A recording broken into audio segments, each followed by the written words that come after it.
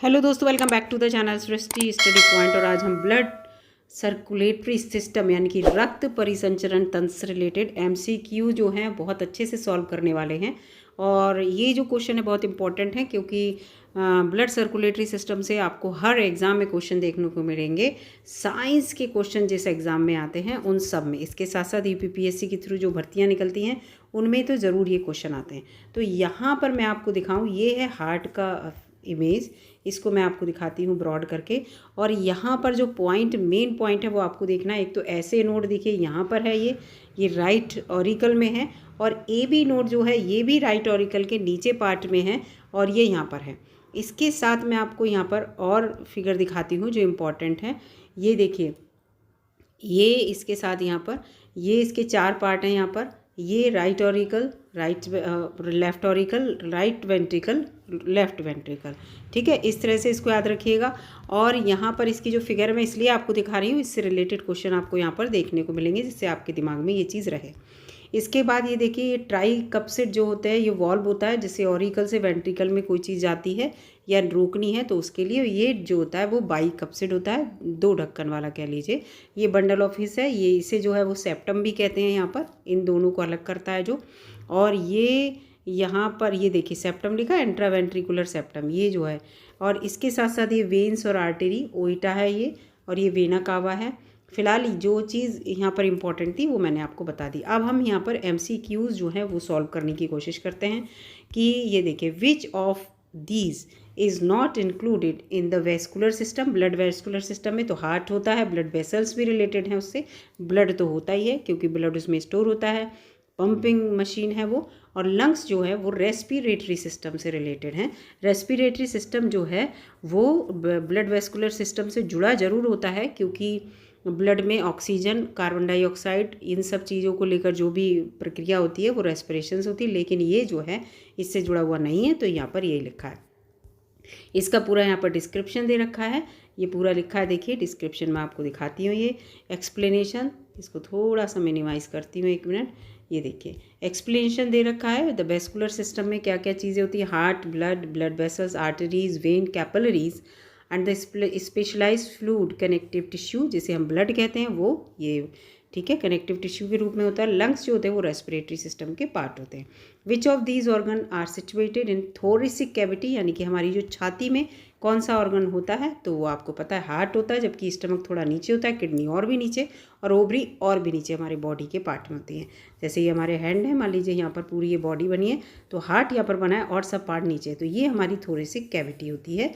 तो इसमें ये कहा गया है, तो ये पूरा लिखा है, the muscular heart is located in the thoracic cavity of the side of body. Stomach, kidney and ovaries are located in the lower, ये देखो लिखा है पूरा, ये ventral side of the heart body है पूरा यहाँ पर। और स्टमक और किडनी जो हैं वो below of the heart and lungs, lungs के नीचे और हार्ट्स के नीचे होती हैं। अगला यहाँ पर है, what is covering of the heart known as.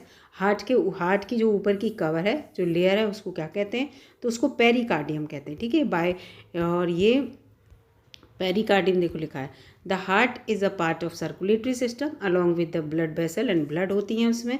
Covering of the heart is double layered होती है ये, और इसे हम पेरिकार्डियम कहते हैं। और इसी के अंदर ये डबल लेयर्ड है ऐसे करके, तो इसके अंदर जो फ्लूइड भरा होता है इसको हम पेरिकार्डियल फ्लूइड कहते हैं। ठीक है, अगला यहाँ पर क्वेश्चन है, which of these structure separated the atria. देखिए आ गया ऑरिकल, वेंट्रिकल, ऑरिकल को एट्रिया, तो जो एट्रिया जो separated the atria of the heart, ये जो एट्रियम है इन दोनों को ये जो पार्ट है ये पूछा जा रहा है, राइट एट्रियम और लेफ्ट एट्रियम में, इसमें जो सेपरेट करता है उसको हम क्या कहते हैं, तो उसको यहाँ पर मैं पहले ही बता चुकी हूँ, सेप्टम कहते हैं, ऊपर वाले क्वेश्चन में बताया था।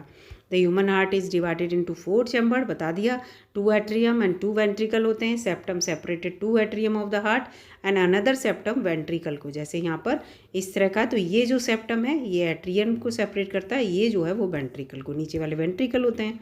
तो इस तरह से।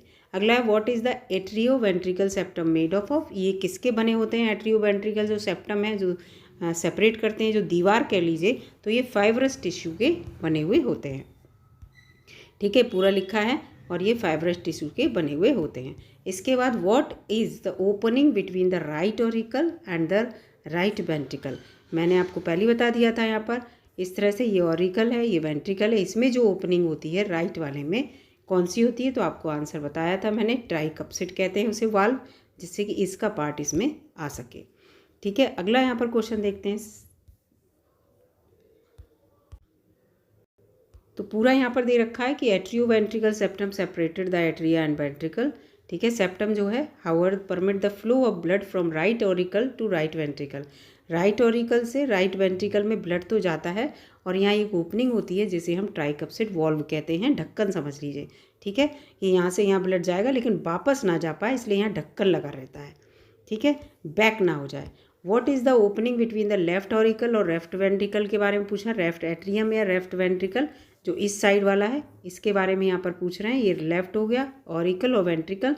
तो ये कप्सिड को क्या कहते हैं यहाँ पर कि ब्लड यहाँ से ऊपर की ओर आए वापस ना जाए, तो ये होता है बाइकप्सिड, या इसे मिट्रल वॉल्व भी कहते हैं। ठीक है, बाइकप्सिड और मिट्रल वॉल्व ये लिखा है, मिट्रल वॉल्व और बाइकप्सिड वॉल्व भी कहते हैं। ठीक है, लिखा है कि auricle there is an opening between the left atrium and left ventricle to permit the flow of blood, blood को परमिट करने के लिए।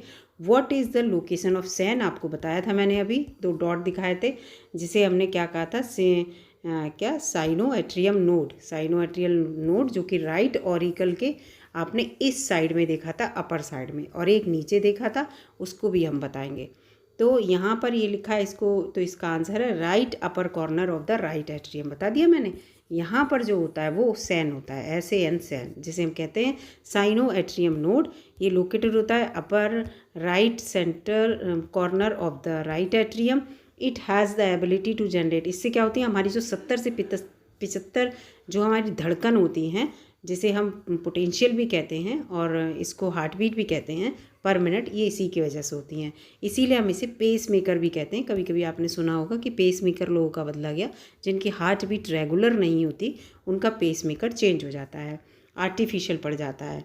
ठीक है, which of these structure is close to AVN आ गया, देखिए AVN वही है, एट्रियो वेंट्रिकुलर यहाँ पर AVN का मतलब है एट्रियो वेंट्रिकुलर नोड। वो कहाँ पर होती है, तो मैंने आपको बताया था राइट एट्रियम के नीचे की साइड में। तो ये लिखा है lower corner of the right atrium के साइड में ये लोकेटेड रहता है। It is situated close to the atrio ventricle septum. अब ये देखिए यहाँ पर इस तरह से ये सेप्टम हो गया, एट्रियो वेंट्रिकल सेप्टम। तो यहाँ पर ये सेप्टम है और इस सेप्टम के बिल्कुल पास में होता है, और विच separate the atria and ventricular, जो सेप्टम एट्रिया और वेंट्रिकुलर को सेपरेट करता है, वहाँ पे ये मिलता है। तो ये इस चीज़ का है। ठीक है, ये मैं हार्ट के चैम्बर बना के दिखा रही हूँ आपको, जो हार्ट हमारा इस तरह का बना होता है, और उसके तो मैं यहाँ चौकोर तरह से आपको दिखा रही हूँ। अगला यहाँ पर है the nodal musculature of the heart is auto excitable, true और फॉल्स। तो ये ट्रू है। The nodal musculature of the heart possesses the ability to produce the action potential on their own without receiving inputs from nerve cell, nerve cell के द्वारा inputs नहीं receive करने के बाद अपने आप ही ये जो है इनमें धड़कती हैं। Hence the nodal musculature of the heart is auto excitable. ठीक है, अपने आप चलने वाली होती हैं ये। ठीक है, वैसे भी हार्ट जो है वो किसी के उससे नहीं चलता है। लिखा है how many action potential can SAN वही आ गया, आपको अभी बताया था, तो 70 to 75 पर मिनट, ये पहले ही बता दिया था आपको। सैन का मतलब साइनो एट्रियम नोड, जो आपको फिर से बता रही हूँ, ये एट्रियम वेंट्रिकल जो ऊपर साइड में नोड होता है उसको, जिसे हम पेस मेकर भी कहते हैं। तो ये क्या करता है, जनरेट, लिखा है पूरा, generate action potential without receiving any external stimuli, कोई भी स्टिमुलाई नहीं देना होता, तब भी अपने आप धड़कता है 70 से 75 बार पर मिनट। ठीक है, और इसके बाद है which of these is known as the pacemaker of the heart. अब आप अपने आप पकड़ लेंगे इसको, सैन इसका उत्तर है। ठीक है, पेस मेकर मैं बता ही चुकी हूँ पेस मेकर किसे कहते हैं। और इसके how many times the heart beat, तो आपको पहले ही पता है कि 70 से 75 टाइम हार्ट बीट जो है वो पर मिनट धड़कती है। और किसकी वजह से, आपको सबको अभी बताया था मैंने कि साइनो एट्रियम नोड SAN की वजह से, जो पेस मेकर के रूप में होती है। अगला है विच ऑफ द ब्लड। अब यहाँ पे देखते हैं 14वां क्वेश्चन कि किसके पास कौन सा ब्लड ग्रुप ऐसा जिस पे एंटीजन नहीं होते, तो O पर है, इसीलिए O सबको अपना ब्लड ग्रुप दे देता है। वो डोनर है, यूनिवर्सल डोनर है, उसके पास एंटीजन नहीं होते। तो ये यहाँ पर पूरा लिखा हुआ है कि एंटीजन की वजह से, एंटीजेनिक डिटर्मिनेंट की वजह से ही ब्लड ग्रुप का वो रहता है। On the surface of red blood cell के ऊपर जो एंटीजेनिक डिटर्मिनेंट्स होते हैं, इसीलिए ब्लड ग्रुप को पूरा बांट दिया गया कि ये ए है, ये बी है, ये बी है और ये ओ है। तो ओ के पास कोई एंटीजन नहीं होता। ठीक है। अगला 15वां क्वेश्चन है, क्या होता है जब ब्लड ग्रुप किसी को हम ब्लड डोनेट कर रहे हैं और वो कंपेटेबल ना हो ब्लड ट्रांसफ्यूजन के समय, यानी कि ब्लड डोनेशन के समय, तो डिस्ट्रक्शन ऑफ आरबीसी ख़त्म होने लगती हैं। तो यहाँ पर वही लिखा है कि अगर ब्लड ग्रुप सेम है किसी का तो ये successful transfusion of blood group कहलाएगा। अगर ब्लड ग्रुप सेम नहीं है तो वो सक्सेसफुल ट्रांसफ्यूशन नहीं कहलाएगा और उसमें क्या होगा, आरबीसी डिस्ट्रक्ट हो जाएंगी। अगला यहाँ पर क्वेश्चन है 16वां क्वेश्चन कि यूनिवर्सल डोनर कौन है। मैं बताई चुकी हूँ, ओ जो है वो यूनिवर्सल डोनर है, क्योंकि इसके पास क्या होता है, एंटीजन नहीं होता और इस वजह से blood can be use to carry out blood transfusion. तो इसका ब्लड जो है किसी को भी दिया जा सकता है। अगला क्वेश्चन है which of these are present in the plasma of person O blood group. तो यहाँ पर एंटी ए एंटी बी, इसमें ये प्लाज्मा जो है प्लाज्मा में ये चीज़ें प्रेजेंट रहती हैं। For people having O blood group in their blood group do not have any surfaced antigen, ये बताई चुकी हूँ मैं। However the antibodies anti A और एंटी बी दोनों रहेंगी। एंटीजन एक भी अगर नहीं है तो एंटीबॉडी दोनों रहेंगी। और इस ब्लड ग्रुप ओ में, जिसने ब्लड ग्रुप पूरे पढ़े उन्हें पता है, ठीक है, उन्हें पता होगा कि जिस पर ए और बी दोनों एंटीबॉडी नहीं रहेंगी तो उस पर एंटीजन दोनों रहेंगे, और जिस पर एंटीजन नहीं है तो इस तरह से है, अपोजिट चलता है उसमें। Approximately what percentage of people of R H positive के कितने लोग आपको मिलेंगे, तो लगभग 80% लोग जो होते हैं वो आर एच पॉजिटिव के होते हैं और 20% लोग इस दुनिया में आर एच नेगेटिव के हैं। ठीक है। तो blood group can be classify in the basis of several factor के बेस पर। तो A B O blood group को हम और दूसरे फैक्टर के अनुसार भी जो है क्लासीफाई कर सकते हैं, जो होता है आर एच फैक्टर। ठीक है। और लगभग 80% लोग जो है वो आर एच पॉजिटिव इस दुनिया में हैं। अगला क्वेश्चन है यहाँ पर which of these structures prevent the mixing of foetal blood with mother blood. तो प्लेसेंटा होता है, जो प्लेसेंटा है, जब माँ पेट में बच्चा होता है तो प्लेसेंटा की वजह से जो फीटल होता है, फीटल को ही प्लेसेंटा कहते हैं, उसका फीटल जो बेबी होता है उसका ब्लड जो है माँ के ब्लड से मिक्स नहीं होता है। ठीक है। तो द प्लेसेंटा जो है वो प्रिवेंट करता है mixing of blood of foetus with blood of mother. माँ के ब्लड से फीटस का ब्लड बिल्कुल सेपरेट रहता है, एक दूसरे में मिक्स नहीं होता है। ठीक है, याद रखिएगा इस चीज़ को।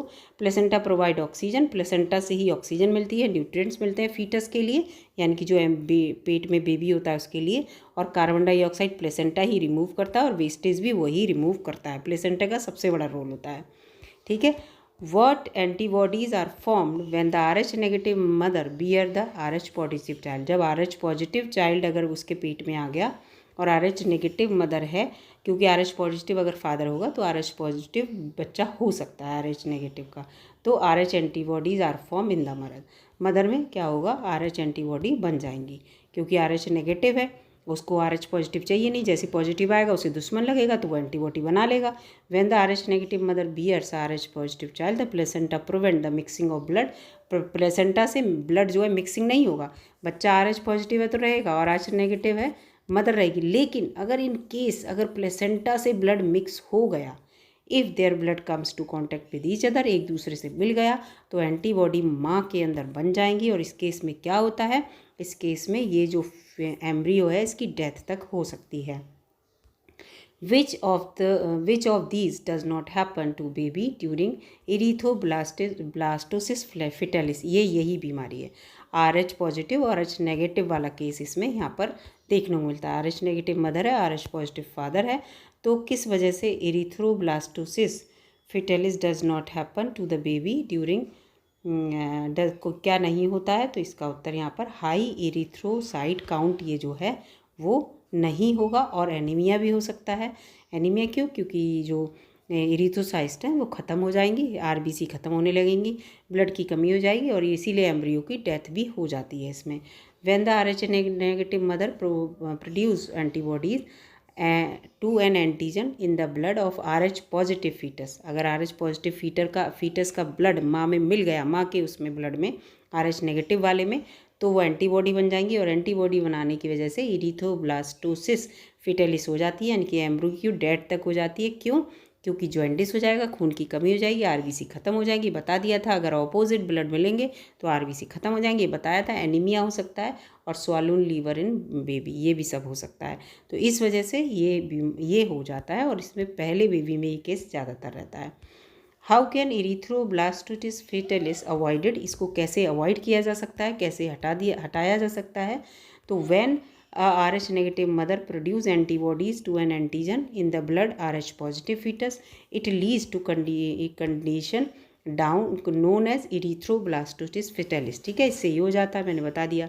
It can be avoided by administrating anti-RH antibodies to the mother. Injection लगते हैं माँ के, anti-RH एंटीबॉडीज़ ना बन पाएँ, भले ही चाहे फीटस का ब्लड जो है वो प्लेसेंटा के थ्रू मदर में मिल गया है, मदर RH नेगेटिव है और बच्चा RH पॉजिटिव है, लेकिन यहाँ इंजेक्शन लगते हैं कि एंटीबॉडी ना बने, भले ही RH पॉजिटिव ब्लड पहुँच गया है, तो ये बेबी जो है सेफ रहता है। Fibrin trap destroyed form element, fibrin trap destroyed formed element during blood clotting। सही है या गलत? तो ये सही है। फाइब्रिन क्या करते हैं, जो ब्लड क्लॉटिंग के समय डिस्ट्रॉयड एलिमेंट हैं उनको बिल्कुल क्या कर देते हैं, ट्रैप कर देते हैं। During the process of blood clotting, जब हमारा ब्लड जमता है, अगर हमें ब्लड बह रहा है, चोट लग गई है, तब इसे कोगुलेशन भी कहते हैं। ए नेटवर्क और mesh of fibrins is form over the wound, wound मानी चोट के ऊपर एक जाल सा बन जाता है, पपड़ी जैसी आपको लगती होगी उस समय, बिल्कुल जब तुरंत का घाव होता है और ब्लड आपका रुक जाता है। This trap it destroyed the formed element, जो which are the RBC, WBC and the platelets. ठीक है, तो जो डिस्ट्रॉयड फॉर्म्ड एलिमेंट्स जो हमारे ख़राब हो रहे हैं उनको ट्रैप कर लेता है, रोक लेता है और सबको ठीक करने की कोशिश करता है, जिससे कि क्या होता है, ब्लड वहीं हमारा रुक जाता है। फिर इसके बाद which of these are not involve in the coagulation of blood, कौन कोगुलेशन ऑफ ब्लड में जो है इन्वॉल्व नहीं होता है? तो इसमें जो है इसका उत्तर यहाँ गलत है, कौन इन्वॉल्व नहीं होता, यहाँ पर ये है। ठीक है, ट्रिप्सिनोजन जो है इन्वॉल्व नहीं होता, जबकि थ्रोम्बिन, फाइब्रिन और थ्रोम्बोकाइनेज ये तीनों इन्वॉल्व होते हैं हमारे ब्लड क्लॉटिंग में। तो the activities of various enzyme make blood coagulation impossible. Thrombokinase an enzyme complex, fibrin and a mesh covering of wound and thrombin is are involve in the blood जो है coagulation. तो thrombokinase एक enzyme है और enzyme complex है, ठीक है, और फाइब्रिन जो है वो मैश कवरिंग ऑफ बॉन्ड है और थ्रोम्बिन जो है वो ब्लड कोगुलेशन में हेल्प करता है। फिर है where is the prothrombin present, prothrombin कहाँ होता है? तो प्रोथ्रोम्बिन जो होता है प्लाज्मा में होता है। प्लाज्मा में बता चुकी 92% तो वाटर होता है और क्या होता है, और उसके अलावा और चीज़ें होती हैं। तो प्रोथ्रोम्बिन प्लाज्मा में पाया जाता है। Prothrombin is a inactive form of thrombin, जब हमें ज़रूरत नहीं होती है, हमारे कहीं कट नहीं लगता, तो ये थ्रोम्बिन हमारा इनएक्टिव फॉर्म में प्रोथ्रोम्बिन के रूप में बॉडी में रहता है। लेकिन जैसे हमारे चोट लगती है तो प्रोथ्रोम्बिन थ्रोम्बिन में बदल जाता है। थ्रोम्बिन एक एंजाइम है, it converts the inactive fibrinogen, ये जो इनएक्टिव फाइब्रिनोजन है उसको एक्टिव फाइब्रिन में बदल देता है, और जिससे क्या होता है, ये हमारी चोट के ऊपर एक जाल जैसा, मैश जैसा बना लेते हैं, जिससे कि हमारी चोट में जो खून बह रहा है वो बहना बंद हो जाता है। तो थ्रोम्बिन का क्या काम है, ये एंजाइम है, और प्रोथ्रोम्बिन से थ्रोम्बिन बन जाता है एक्टिव फॉर्म में, और फिर क्या होता है, फाइब्रिनोजन से फाइब्रिन बन जाता है और फाइब्रिन एक्टिव हो जाता है। किसके लिए? हमारे घाव में जो बहाव हो रहा है उसको रोकने के लिए। What is the network of threads of in a coagulum known as, ठीक है, तो इसे फाइब्रिन कहते हैं। जो धागों का नेटवर्क बना लेता है हमारे उसके ऊपर, उसे क्या कहते हैं? फाइब्रिन। ऊपर पढ़ा है आपने, है ना। It covers the bond and trap the destroyed form element of blood. Fibrin is the active form of fibrinogen. 27वां क्वेश्चन है, which of these activated fibrinogen, तो इसका उत्तर है थ्रोम्बिन। थ्रोम्बिन से क्या होता है, प्रोथ्रोम्बिन से थ्रोम्बिन बन जाता है, और एक्टिवेट जो है फाइब्रिनोजन को क्या बना देते हैं, फाइब्रिनोजन जो है वो काय में बदल देता है, ये थ्रोम्बिन फाइब्रिन में बदल देता है। यही बात यहाँ पर कही जा रही है कि फाइब्रिनोजन को एक्टिवेट कौन कर देता है, तो थ्रोम्बिन कर देता है। ऊपर बताया inactive fibrinogen is converted into active form fibrin में, किसकी हेल्प से? एंजाइम है एक थ्रोम्बिन, और thrombin is a active form of prothrombin. Prothrombin inactive form है, एक्टिव फॉर्म थ्रोम्बिन होती है। थ्रोम्बिन जैसे ही एक्टिव होगा तो वो फाइब्रिनोजन को फाइब्रिन में बदल देगा, which is present in the blood plasma. ठीक है, जो ब्लड प्लाज्मा में प्रेजेंट रहता है प्रोथ्रोम्बिन इनएक्टिव फॉर्म में। फिर है which of these ion play in important role in blood clotting. Blood clotting में कौन आयन जो है इंपॉर्टेंट रोल प्ले करते हैं? तो इसका उत्तर यहाँ पर ये दे रखा है, कैल्शियम आयन जो होते हैं वो इम्पॉर्टेंट रोल प्ले करते हैं किसमें? ब्लड क्लॉटिंग में। Calcium ion play important role in blood clotting और कोएगुलेशन यानी कि थक्का जमाने में, as it is needed for activation of various clotting factor, it is require for the formation of the fibrin mesh network that covers the bonds. ठीक है, तो यहाँ पर जो हमारा ब्लड पे थक्का जमता है, हमारे जब कहीं चोट लग जाए और बहाव होता है ब्लड का, तो वो ब्लड का बहाव रुक जाता है और वहाँ पर ऐसे एक ऊपर परत सी बन जाती है, इसी को मैश कहते हैं, मैश वो, और इसी को हम फाइब्रिन कहते हैं। ठीक है, फाइब्रिन की वजह से होता है, और यहाँ पर कैल्शियम बहुत बड़ा रोल अदा करती है। तो मैंने यहाँ पर आपको काफ़ी क्वेश्चन करा दिए, 28 क्वेश्चन, और वीडियो अगर आपको अच्छी लगी है और क्वेश्चन बहुत इंपॉर्टेंट हैं, ये वीडियो को अगर बार बार देखेंगे तो आपको रट जाएंगे। और मिलूंगी अगली वीडियो में। धन्यवाद दोस्तों। और इस तरह की वीडियो अगर आपको अच्छी लग रही तो कमेंट ज़रूर कीजिएगा कि और अपडेट क्या किया जाए। धन्यवाद दोस्तों।